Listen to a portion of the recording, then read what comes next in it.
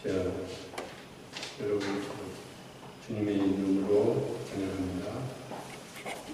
오늘은 본문 야고보서 5장 13절부터 11절의 말씀으로 너희 중에 고난 당한 자가 있느냐 하는 제목으로 여러분과 함께 은혜를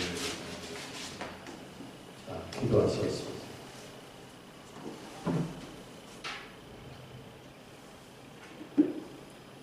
사랑과 은혜와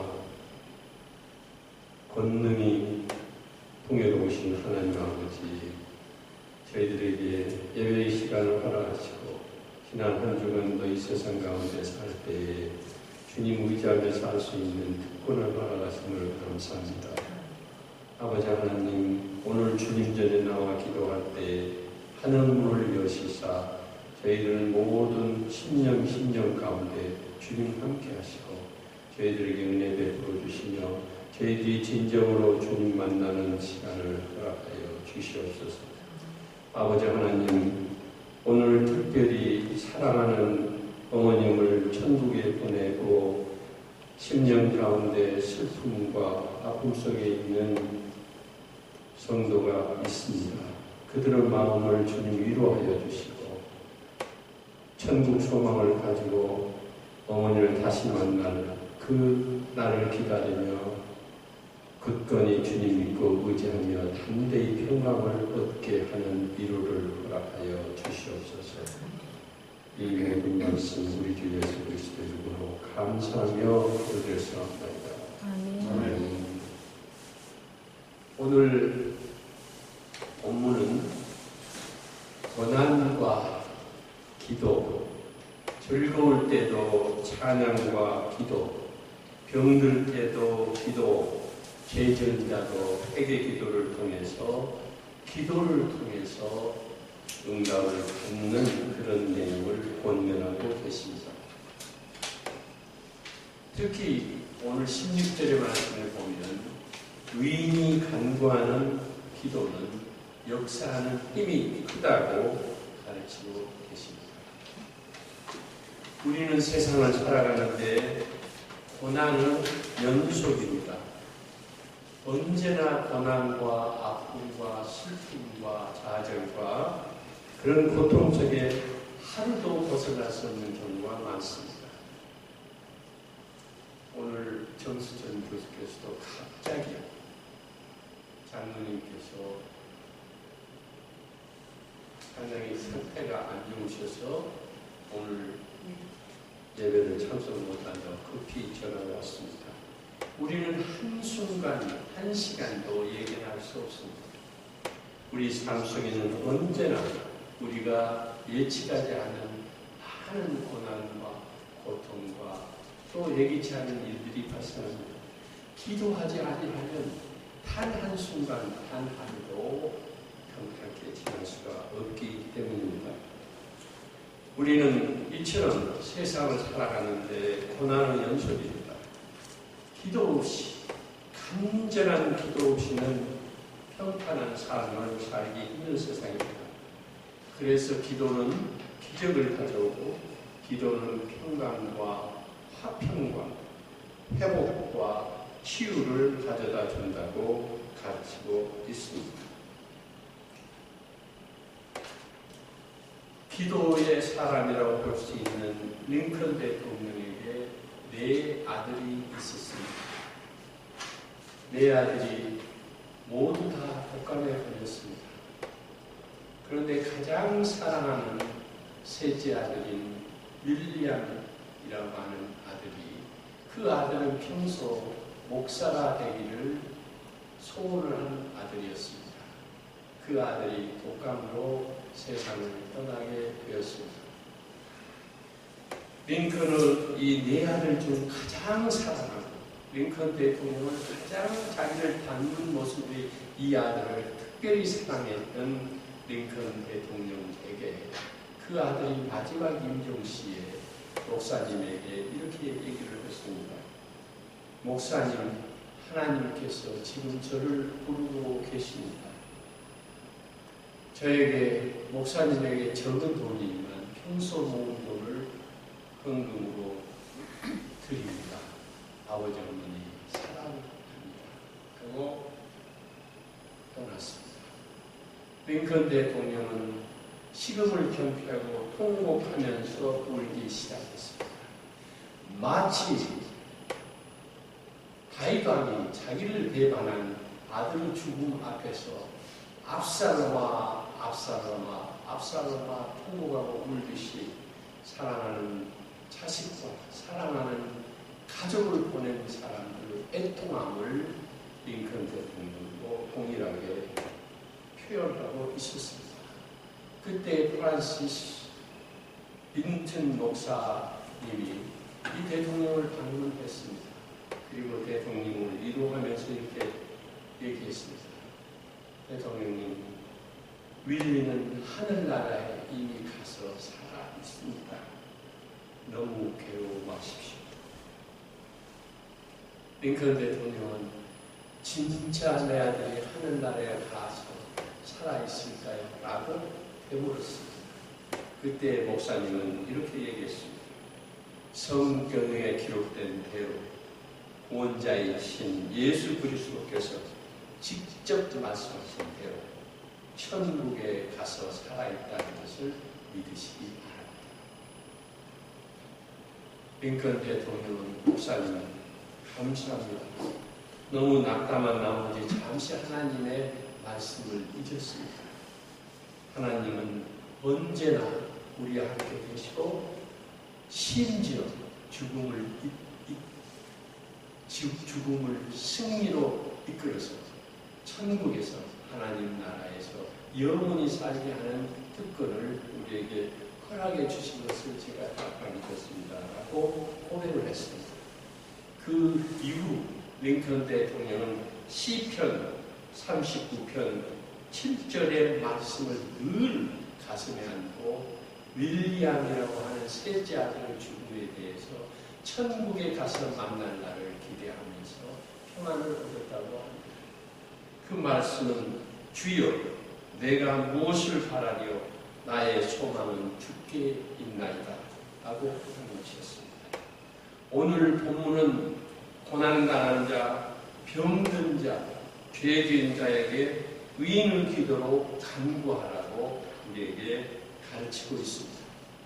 우리 삶 속에서 고난을 당할 때 우리들은 누군가의 격려나 위로를 절실히 요구합니다. 사람으로부터 위로를 받는 것, 친구로부터 위로를 받는 것, 다른 것으로부터 위로를 받기를 원합니다. 그러나 오늘 야고보서 5장 13절부터 16절의 말씀은 우리에게 엄청난 고난이 닥칠지라도 기도하라 이렇게 가르치고 있습니다. 야고보가 이 서신을 쓴 그 당시에는 유대인 그리스도인들이 나라를 잃고 쫓겨나서 여러 나라에서 각각 산에서 살고 있었습니다. 너무 고통과 아픔 속에 살고 있을 때 이 12지파에게 편지를 쓴 내용 중에 하나입니다. 오늘 본문은 우리 인생에도 거대한 풍랑이 있을 수 있고 아픔이 있을 수 있고 더더구나 고난이 닥칠 때 우리에게 권면하고 있는 내용입니다. 야고보서 5장에서는 그래서 우리는 야고보서를 흔히 행함을 말하는 전도자, 행함을 말하는 사도라는 내용입니다. 그래서 야고보서는 신약의 자문이라는 명칭이 붙어져 있습니다. 신약의 자문이라는 명칭이 있습니다. 그래서 우리에게 오늘 본문에서 가르치고 있는 것은 어떤 고난과 아픔과 고통 속에 있을지라도 인내하라 이걸 가르칩니다. 그러나 답답한 말이기도 합니다. 우리가 당장 아프고 고통스럽고 좌절 속에 있고 슬픔에 있는 이 상황 속에서 이 야고보의 말씀처럼 인내하라고 가르치는 것은 좀 답답한 일입니다. 그러나 성경에서 우리에게 가르치고 있는 것은 인내와 오래 참음을 여러 것에서 말하고 있습니다. 아플수록 슬플수록 고통 속에 있을수록 더 오래 참으라. 그 오래 참음은 무슨 이유 때문이냐고 가르치고 있습니다. 우리가 연약하기 때문에 오래 참을 수 없고, 우리가 연약하기 때문에 슬픔에 젖어질 수밖에 없고, 우리가 연약하기 때문에 고통과 고난 속에서 곧 실족하게 되기 때문에 언제나 하나님께서 이 고난을 해결해 주실 것이라 하는 믿음 속에서 참고 인내하라 이렇게 말합니다. 가장 사랑하는 사람을 천국으로 떠나보낼 때 아픔과 슬픔은 말로 표현할 수 없을 것입니다. 그러나 하나님 나라에서 만날 소망을 갖고 견디면 평안을 회복할 수 있다고 가르치고 있습니다. 제가 몇 년 전에 말씀을 드린 것 같습니다만, 제가 어느 장례 식장을 갔습니다. 그분도 역시 아주 젊은 나이, 60이 못 된 나이에 세상을 떠났습니다. 거기에는 자식을 먼저 보는 어머니와 남편을 먼저 보는 아내가 있었습니다. 두 여인이 길가에서 끌어안고 통곡하는 모습을 봤습니다. 하나는 자식을 먼저 보는 어머니의 비통함의 슬픔이요, 하나는 사랑하는 남편을 보낸 슬픔이었습니다. 이 두 여인이 끌어안고 통곡하는 모습을 봤을 때 그 모습은 그 어떤 드라마 속의 슬픈 장면보다도 수천 배 슬픈 모습이었습니다. 이처럼 가장 사랑하는 사람을 떠나보낼 때 그 비통함은 알을 수 없을 것입니다. 그러나 이 고난 중에 기억하라 하는 것을 오늘 야고보서에서는 두 가지가 가르치고 있습니다. 인내. 시편 119편 12절에 보면 고난 당한 것이 내게 유익이라, 이로 말미암아 내가 주 율례들을 배우게 되었나니라 이렇게 가르치고 있습니다. 105절에도 주의 말씀은 내 발의 등이요 내 길에 빛이기 때문이라고 가르치고 있습니다. 요한복음 16장 33절에도 세상에서는 너희가 환난을 당하나 담대하라, 내가 세상을 이기었노라 이렇게 가르치고 있습니다. 특히 고린도후서 1장 4절에 보면 우리의 모든 환난 중에 우리를 위로하사 우리로 하여금 하나님께 받는 위로로서 모든 환난 중에 있는 자들을 능히 위로하게 하시는 이시로다. 하나님께서는 우리가 환난 중에 있거나 고난 중에 있거나 슬픔 중에 있을지라도 위로하시는 하나님이라고 하는 것입니다. 오늘 본문 13절의 말씀에도 너희 중에 고난 당한 자가 있느냐? 그는 기도할 것이요. 즐거워하는 자가 있느냐? 그는 찬송할지니라 하고 권면하고 있습니다. 야고보서 5장 8절에도 보면 마음을 굳게 하라고 우리에게 권면하고 있습니다. 하나님께서는 마음을 굳게 하게 하라고 늘 말씀하십니다. 어려울 때 감정에 휘말려 기도가 나오지 않는 경우가 많습니다. 나오지도 않습니다. 그러나 인내하고 기도하라고 합니다. 왜냐하면 하나님께서 모든 것을 해결해 주시는 위로 하나님이시라고 하는 믿음을 갖고 하라 이런 말씀입니다. 둘째는 고난 중에 기도하라는 것입니다. 감당하기 어려운 고난이나 아픔이나 슬픔이 닥칠 때 간절히 도움이 필요한 경우도 있습니다. 그러나 기도하라 하십니다. 오늘 13절의 말씀처럼 너희 중에 고난 당하는 자가 있느냐? 그는 기도할 것이요. 13절부터 18절의 말씀은 우리에게 기도하라 했습니다. 우리가 고난을 당할 때도 즐거울 때도 언제든 하나님께 기도해야 한다는 것입니다. 오늘 13절의 말씀에 즐거울 때, 기쁠 때 찬양하라라고 하는 말은 원어의 성경에 보면 찬양하라는 소리가 아니라 찬송하는 기도를 하라 이렇게 적혀 있습니다. 찬송하는 기도를 하라. 고난 중에도 즐거움 중에도 언제든 하나님께 기도하라 하십니다. 믿음의 기도가 병든 자를 구원하고 일으킵니다. 죄에 대해 용서함까지도 받는다고 오늘 가르치고 있습니다. 기도는 한 사람을 구원케 하는 하나님의 능력이기 때문이라고 가르칩니다. 마태복음 21장 22절에 보면 너희가 기도할 때 무엇이든지 믿고 구하는 것은 다 받으리라고 말씀하셨습니다. 마가복음 9장 23절에서도 할 수 있거든이 무슨 말이냐, 믿는 자에게는 능치 못할 일이 없느니라고 했습니다. 믿음은 믿음을 믿고 입으로 믿는다고 시인하고 고백하라고 하는 것입니다. 오늘 특별히 사랑하는 어머님을 하늘나라에 보내신 성명주 권사님과 김택도 집사님께도 주님의 위로와 평강이 함께 하실 것을 믿습니다. 주님은 슬퍼하고 낙심하는 이들에게 깊은 사랑으로 만드시고 쓰다듬으로 보시는 사랑의 아버지이십니다. 진실로 슬픔과 환난 중에 위로자가 되시고 낙심 가운데 새로운 용기와 확신을 주시는 분입니다. 고린도후서 1장 3절부터 4절의 말씀을 보면 우리가 믿는 하나님은 위로 하나님이십니다. 그분은 특히 슬픔 가운데 빠져 방황하는 가정에 찾아와 위로의 말씀과 용기를 주시는 분이십니다. 성명주 권사님과 어머니께서도 하나님을 만남으로 위대한 해오를 하셨고 우리 또한 멀지 않은 장래에 하나님을 만나고 사랑하는 성도들을 만나게 할 것입니다. 주님 만날 그날까지 새로운 생명의 삶 가운데로 그러므로 우리가 걸어가야 합니다. 새 생명은 주의 보혈로 이루어진 것입니다. 어머님은 그동안 고통도 많았고 수고도 많았던 이 세상의 삶이었지만 주님께서 예비하신 복락의 나라로 가시겠습니다. 영원한 안식에 들어가시겠습니다.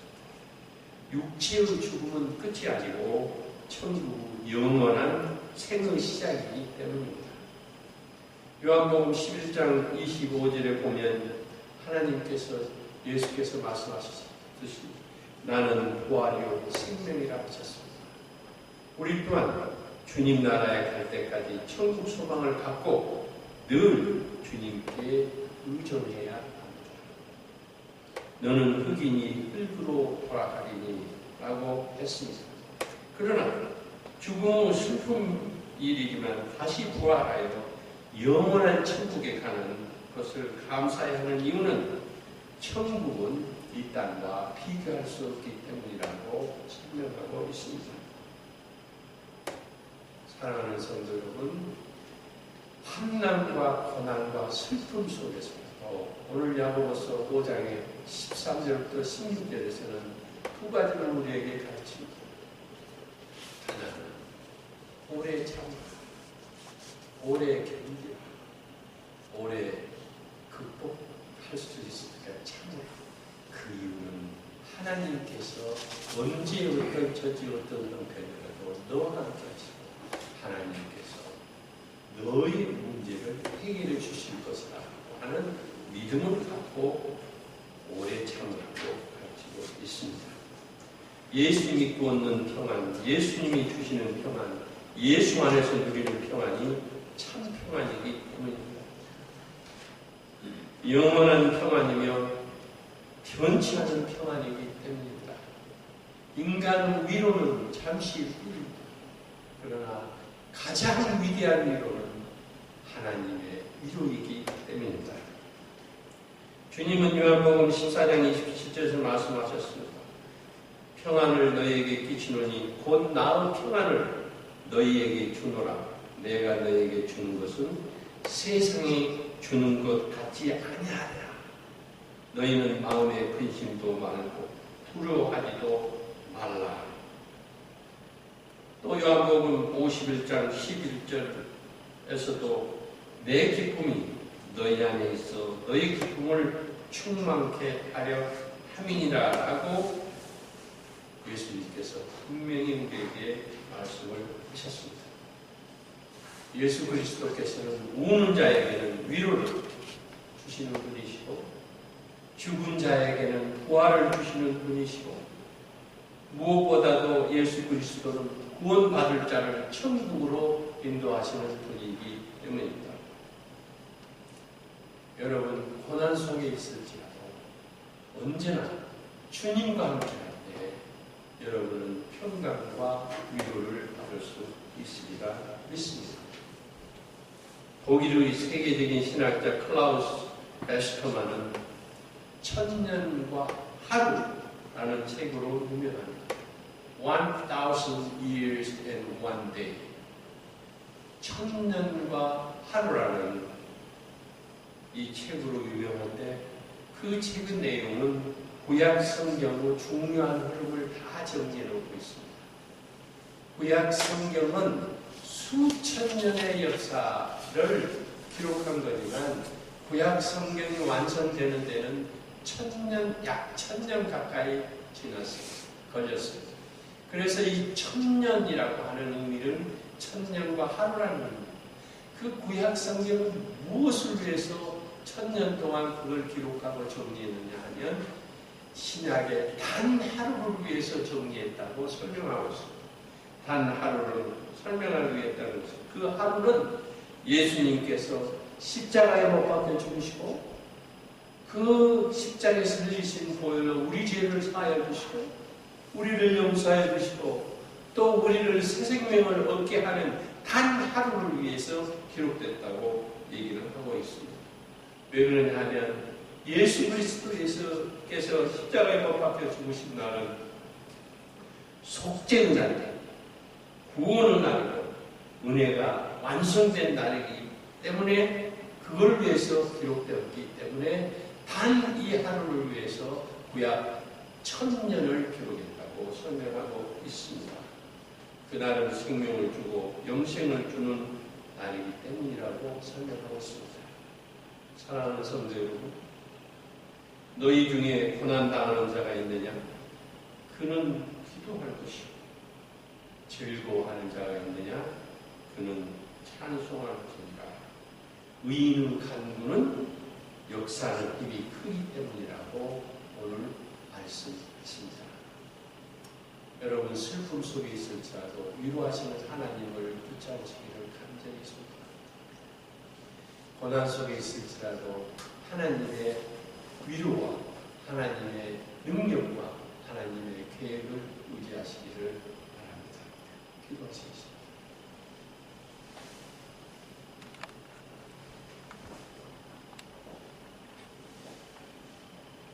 오늘도 살아 역사하시는 하나님 아버지, 저희 생사와 복을 주관하심을 압니다.